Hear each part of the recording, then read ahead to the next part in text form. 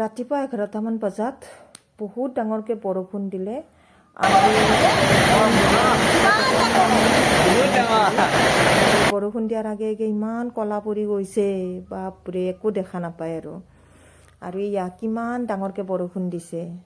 আৰু তেতিয়া ক্লাছ 8ৰ ৰুমত আছিলোঁ আৰু কাৰেণ্টটো গুচি গ'ল, সেয়েহে পঢ়াবও নোৱাৰি আৰু বৰষুণৰ আৱাজ ইমান বেছিকৈ ওলাইছে আৰু বৰষুণ দেখা পাই আমাৰ ইহঁতৰ নাচিব ধৰিছে।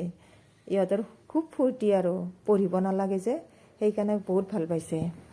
আৰু বৰষুণ দিয়াৰ আগত এনেকুৱা ক'লা হৈ আহিছিল গোটেইখিনি, বহুত ভয় খাই গৈছিলোঁ আমি আচলতে।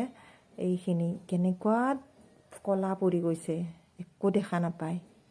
আৰু বহুত ভালো লাগিছে অৱশ্যে, বৰষুণৰ বতৰ সকলোৰে ভালে লাগে।